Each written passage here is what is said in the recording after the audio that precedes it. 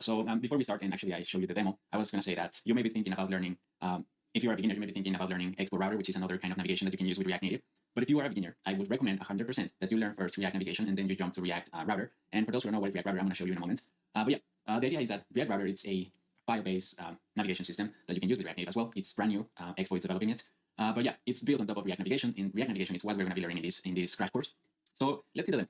Here we have a copy of Twitter that I built. I took some components and dummy data from one open source project from Shopify. And yeah, this is basically what we're going to be doing. It's just a list of tweets, but we are going to be interacting with navigation. We are going to learn how to create bottom tabs, which is these tabs that we have at the bottom of the application. We're also going to learn how to open this driver or how to integrate this driver into our applications. And as you can see, this is going to work on dark mode, light mode, and we're going to learn as well how to navigate using top tabs. These are top tabs. And of course, all this is dummy data. And as you can see, we can from here open the driver, for example, and change the screen, go back, for example, open it, change screen, open the driver, go to feed. And of course, you can change the content of these screens. This is just a demo. We're going to learn as well how to create our own style for the navigation. And finally, what I wanted to show you here is that we're going to learn as well how to use stacks. For example, here when I select the tweet, and let's change this to be light mode, you're going to see that it changes automatically, which is pretty amazing. And it's super easy to build using the themes that comes with React Navigation. So you don't have to use your own colors if you don't want. Of course, you can extend this functionality and use your own colors. But yeah, this is a stack. We're going to learn that as well. And this is going to work on Android as well. So we can select a tweet. We're going to learn how to pass properties to screens, because when we navigate from this feed screen to the tweet detail screen, we are sending the tweet that we are selecting, and we're going to learn how to do that as well. Okay. And one amazing thing that blows my mind is that when we're using Expo, we can actually compile this or just run this on web and it's going to work. Here we have the website. It's running on the local host 19006, but it's basically the same. And as you can see, everything works the exact same way. We can open the driver tab and just navigate here. We can select one of these and we're going to navigate to this stack screen, which is really amazing. If we just size this to be like a device size, it's going to look the exact same way, which is pretty amazing. And well, guys, this is basically what we're going to be learning how to do in this crash course. If that's something that interests you, stick till the end. And before we start, if you want to download this project and play around with it, you can go to codewithbeto.dev and project. You're going to find this project here as soon as I release this video. I'm going to put it here. Of course, you cannot see it now, but yeah, you can see every project that we create in this YouTube channel here. So go to codewithbeto.dev and check out the projects, play with them. If you are a beginner, it's going to help you a lot. You have many examples here completely for free. But if you want to take your knowledge to the next level, check out the React Native course. In this course, we learn how to create an application that is already on the app stores. You can check it out, download it from App Store or Google Play and check it out yourself. And as well, not only we're going to see navigation in this course in more detail, but we learn how to use styles, components, performance, state management, notifications, working with APIs, Firebase, AWS, Amplify, and we, of course, do the final project, which is this application. This is just the final project. Everything else is the basics to build that kind of application. And then we have a bonus in which we upload the application to the App Store and Play Store.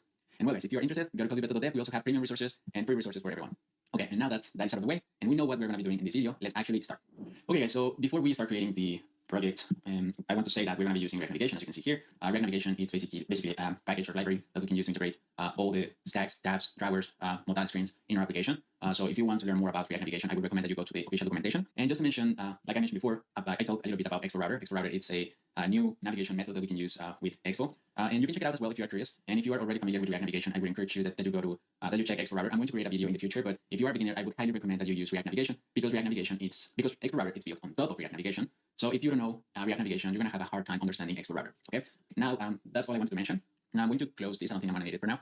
And let's actually start by creating the project that we're going to be doing. So I'm going to navigate to my desktop folder. Then inside this folder, I'm going to start by creating a new Expo project. So I'm going to say Expo, create Expo app, MPX, of course. And this is going to ask us what name do you want to name? What name is your app? So I'm going to name it navigation tutorial and hit enter. This is going to initialize the project. And while this is being done, we're going to need to wait a little bit. Okay, guys, and the project is ready, as you can see here. Now I'm going to access the navigation tutorial folder and then open this on Visual Studio Code by running the shortcut code.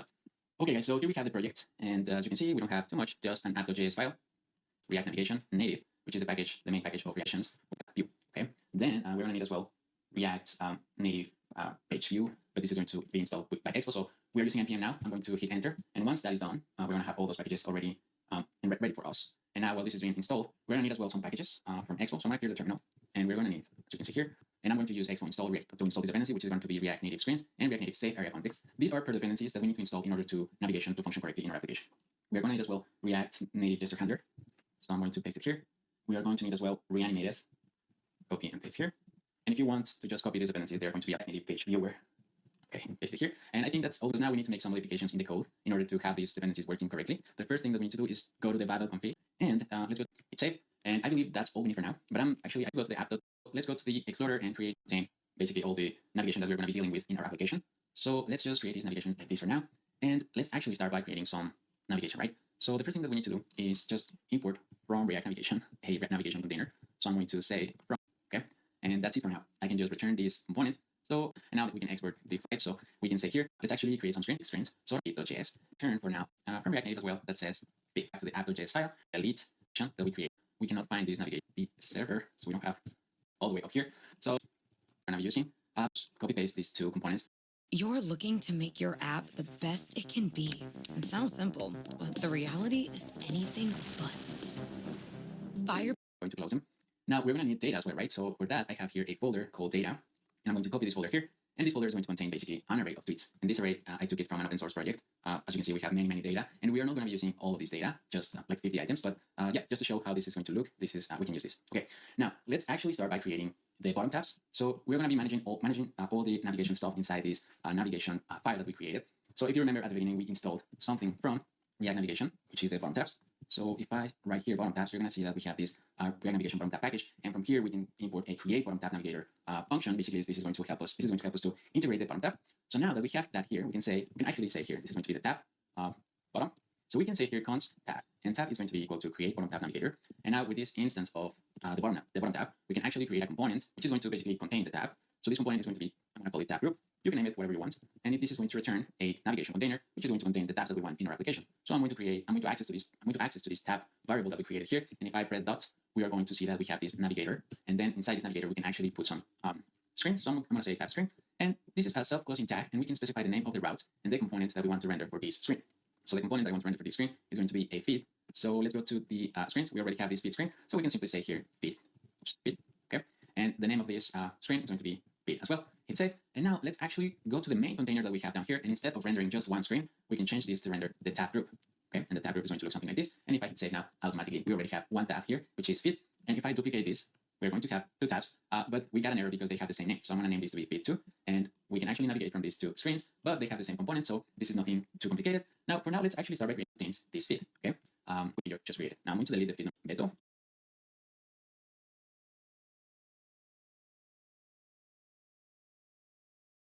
I specify the tab bar icon that we just did before. We can select this property here, and then we can destructure all the properties that we are accessing and creating a arrow function. Like we can destructure all the properties like color, focus, and size. So these properties are getting for free. We are getting these properties for free. We can get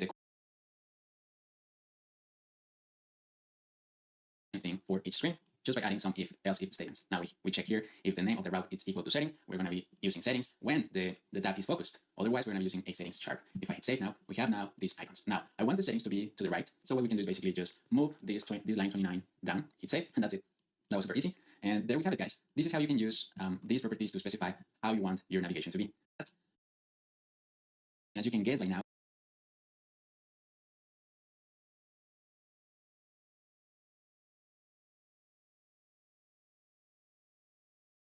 you can see now something strange happened. First of all, we lose our icon, and now we have this header here. And the reason for that is because we have now two navigators nested, one inside of another. And now the header that I want to keep here is the header that I have in my feed screen, right? So I can basically just hide the header of this home stack group. And I can do that just basically saying here options and then say header shown equal to false. Okay, hit save. And let's see what we have here. And now nothing really happened. Everything is the same.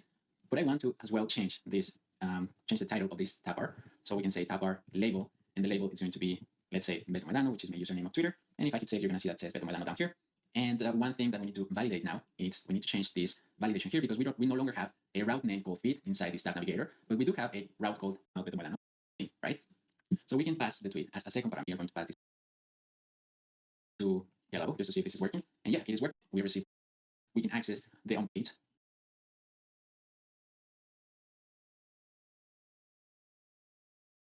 Have the mod on top of the bottom tab. We can nest the bottom tab inside the stack. Okay, hope you understand that.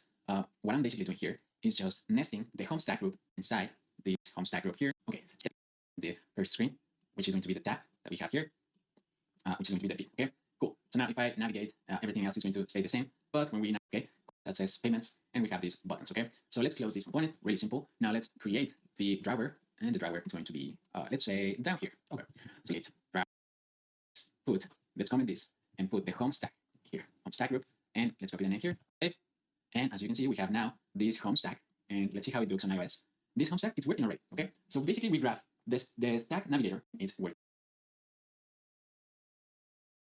This component as a we can and as you can guess at this point, top tabs navigator. You can see as you can guess, and now access many and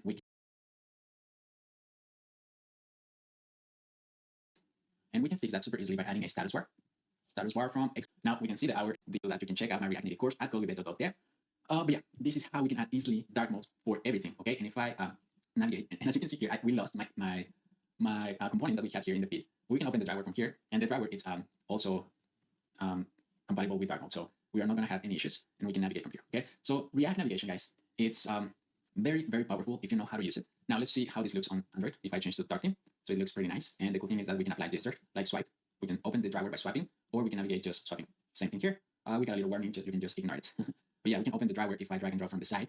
Or and the reason why we lost the feed icon here, and the feed button, is because we are using now, we are saying header shown, I believe. I don't know what we are doing at this point, but what I can do is just use my pressable component on the options that we have on the top tabs groups. Yeah, the top tabs group. So we can access these top tabs. Yeah, and we can say here options. Yeah, options.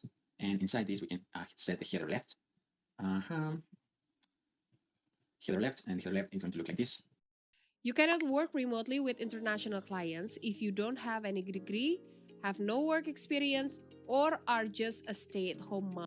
Now, I need to close this. Okay, hit save, and we're going to need navigation. Now, if you remember, I told you at the beginning that we can use navigation, just accessing it, because this top tabs group is inside the main navigator. So this top tabs group is inside this navigation container, which automatically passes the navigation. So we can put it like this as property. And now let's import the pressable from React Native and the image from React Native and hit save. Let's see if that works. Let's try to reload. Okay, and this is actually not working. I hope you catch this error, but we need to go to where my name is. It's inside here. So this is going to be the tab feed, and the tab is the header that we are seeing here. So inside options, we can actually paste this header left and hit save, and there we go. We have it again. Now let's try to see if this works again. Now this is going to break because navigation does not exist, and we can access navigation the same way that we did before. I can say here navigation and hit save. Let's see if this works. Yeah, we're using navigation from the container, or from the navigation container. Okay, we are grabbing the property automatically, so we don't have to use a hook. Of course, you can use navigation hook to navigate. But yeah, we are opening the driver here with the method open driver. Cool. Now the really amazing thing, guys, is that this is going to work on iOS, on Android, and at this point we have pretty much a pretty solid application. But you can, well, at this point you can change just the content of the screens, and you have a fully functional application. But let's say that you also want to add support for web. So you can simply open the terminal and press W, as you can see here. Now, this is going to give us an error because we are not ready yet to create a website. But if you want to create a website from this, you can simply copy this line of code that says and expo install React Native Web, React done, and Webpack. Okay, so I think, I don't know if we need to install Webpack config, but I think we do. So let's stop the server and let's run these commands. Okay, hit enter. Let's wait a little bit until this is done. And as you can see here, guys, we have a warning that says that they didn't find anything for Webpack. So what I want to do is just copy until the @ and say npx expo install and expo Webpack config. Okay, let's wait a little bit until this is done.